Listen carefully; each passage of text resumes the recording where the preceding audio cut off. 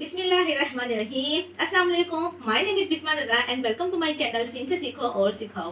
तो जनाब, जितनी भी हमारी पिछली वीडियोस थी उनमें हमने सीखा कि अगर आपका बच्चा एवरेज मेंटालिटी का है, मीन्स कि ऐसा बच्चा है जिसे आप कंसीडर करती हैं कि आपका बच्चा डल है या नालायक है और वो बिलोंग करता है जूनियर क्लासेस से और उसको लेसन अच्छे से लर्न नहीं हो पाता, तो मैंने आपको बताए थे मैजिकल वे कि किस तरह आप अपने बच्चे को स्पेलिंग मैजिकल वे से fruits name, vegetable name, parts of body वगैरह याद करवा सकती हैं। किस तरह पॉइंट्स जो है मैजिकल करवाई जा सकती हैं बच्चों के सर पे सवार हुए बगैर और without any and again repetition. और फिर हमने ये भी सीखा कि मसनून दुआओं को अगर मैजिकल वे के जरिए याद करना हो कि बच्चे को कभी ना भूलें, तो वो कैसे लर्न की जा सकती हैं। ये तमाम हमने डिस्कशन की अपनी प्रीवियस वीडियोस में। आज तकरीबन मेरी जो सबसे पहली वीडियो था, जो मेरा पार्ट 1 था, उसमें जितनी भी चीज़ें मैंने आपको बताई थी कि जूनियर क्लासेस से जो रिलेटेड हैं, हमने तकरीबन सबको डिस्कस कर लिया है। और आज मेरे ख्याल में आखिरी 2 चीज़ें रह गई हैं जो कि हम डिस्कस करने वाले हैं। उसके बाद वो जो डिस्कशन थी ना, वो इख्तिताम पज़ीर हो जाएगी।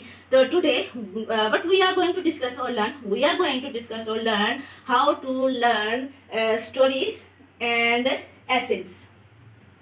बहुत इंपॉर्टेंट है। और जूनियर क्लासेस में मीन्स के ग्रेड 2 से हमारे एसेज और स्टोरीज जो हैं बच्चों के सिलेबस में शामिल कर दी जाती हैं। बच्चे को इन चीज़ों को लर्न करते हैं। लेकिन अगर बच्चा थोड़ा सा डल है या थोड़ा सा नालायक है, तो उसके लिए स्टोरी का पैराग्राफ याद करना बहुत ज़्यादा मुश्किल काम होता है।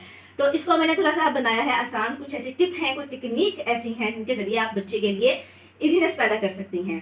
हुआ क्या था कि मीना जब ट्यूशन जाती थी, बल्कि अभी भी हो जाती है, वो ट्यूशन गोइंग भी है और स्कूल गोइंग भी है। तो मुझे एक दफ़ा कंप्लेन आई मीना की, मीन्स की टीचर ने मुझे कॉल किया। 3 बजे से बच्ची ट्यूशन गई हुई है और 8 बजे रात की ना मुझे फ़ोन कॉल आ रही है और टीचर वाज सेइंग कि आज मीना ने कुछ भी लर्न नहीं किया। आज उसको इंग्लिश बी का एक ऐसे मिला हुआ था और सारा जो टाइम है ना वो ऐसे की लर्निंग में गुजर गया और अभी तक उसको ऐसे लर्न नहीं हो पाया और जिसकी वजह से ना बाकी सारे काम भी पेंडिंग रह गए हैं।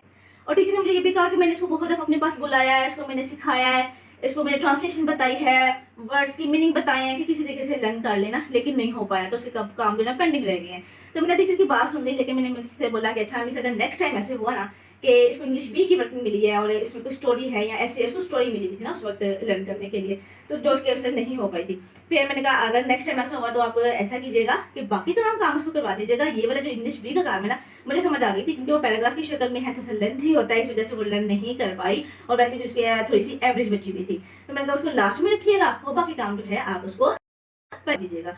टीचर ने बोला चलिए ठीक है।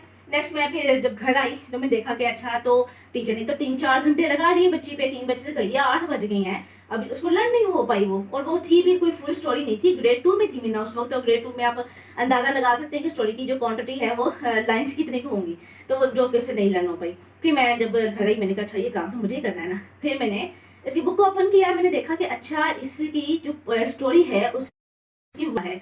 मैंने उसकी वर्डिंग को देखा। फिर मैंने वो मेथड, वो मैजिकल वे जो कि बच्चों को पोइम्स लर्न करवाने के लिए मैंने आपको सिखाया था, मैंने कहा चले मैं ये अप्लाई करके देखती हूँ। मैंने उसकी वर्डिंग को देखा, मैंने थोड़े से एक्शंस जो अपने माइंड में बिठा लिए और मैंने फिर मीना को बोला कि अच्छा आप ना, मैं एक कुछ परफॉर्म करूँगी, एक स्टोरी परफॉर्म recording कर लें, कि वीडियो सी बना लें। तो फिर मीना ने उसकी ना the wording of the story was once a crow was very thirsty.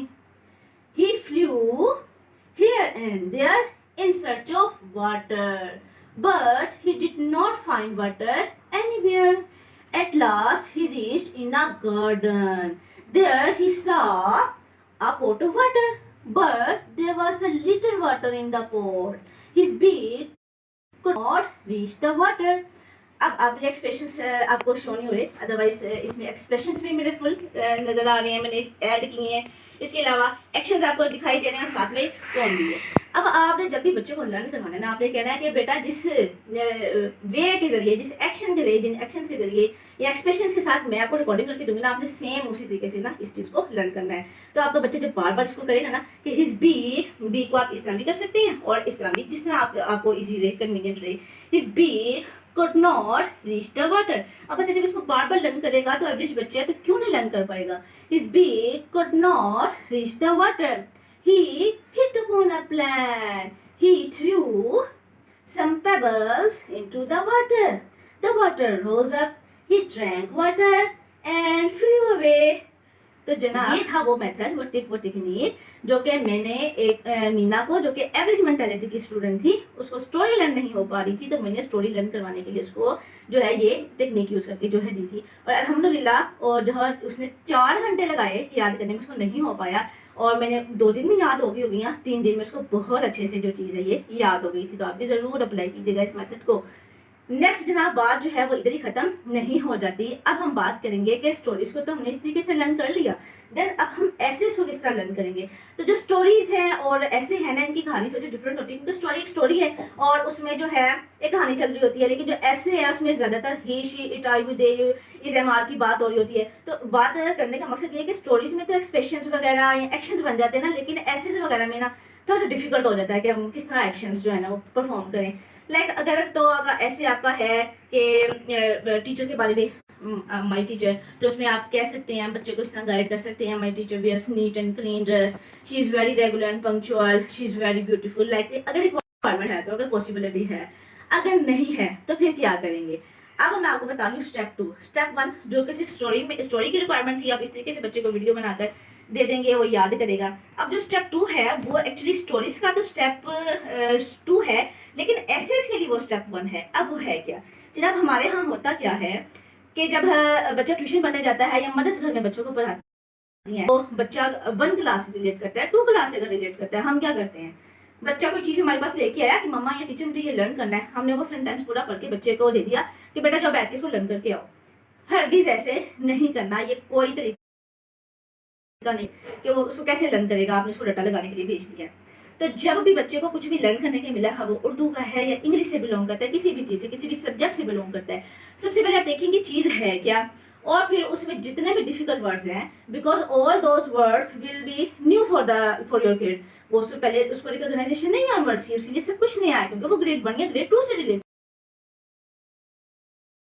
जो सब कुछ नया है। तो देखिए कि क्या क्या उसके लिए डिफिकल्ट है, कौन से वर्ड्स न्यू हैं। जो न्यू वर्ड्स हैं सबसे पहले आप बच्चे को उसके सेलेबल बना के देंगे, और बच्चा जो है उसको ब्रेक कर करके याद करेगा। जैसे कि लाइन है किसी ऐसे में कि Lahore, Karachi, Quetta, big cities in Pakistan, आप इसी तरह पढ़ के बच्चे को दे देंगी कि याद करो। बच्चे को पता नहीं पेशावर किधर लिखा हुआ है, लाहौर किधर लिखा हुआ है, कोयटा किधर लिखा हुआ है। तो पहले बच्चे को सेलेबल बना के उन स्पेलिंग की, उन वर्ड्स की रिकॉग्नाइजेशन करवाए।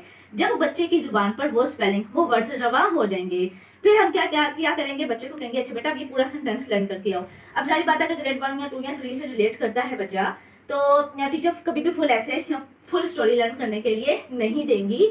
हमेशा ऐसा ही होगा कि हाफ देंगी। हम पॉसिबल है कि अगर टीचर ज़्यादा कंसर्न है तो मे बी उससे भी कम दे दें, ताकि बच्चे को अच्छी से लर्न हो जाए, तो हाफ ही देंगी। तो हाफ में ज़्यादा से ज़्यादा अगर ग्रेड 2 में बच्चा है तो कितनी लाइन्स होंगी, 7, टोटल 7-8 लाइनें होंगी।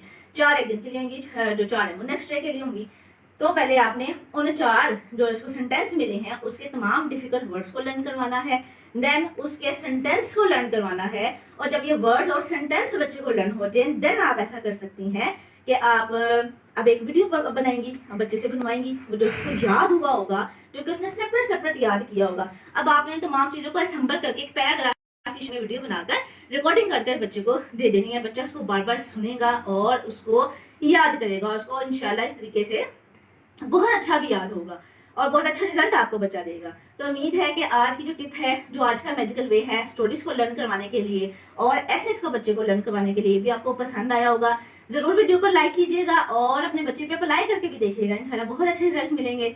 मिलते हैं अपनी अगली किसी बहुत अच्छी एजुकेशनल और इंफॉर्मेटिव वीडियो के साथ। तब तक के लिए इजाजत दीजिए। अल्लाह हाफिज।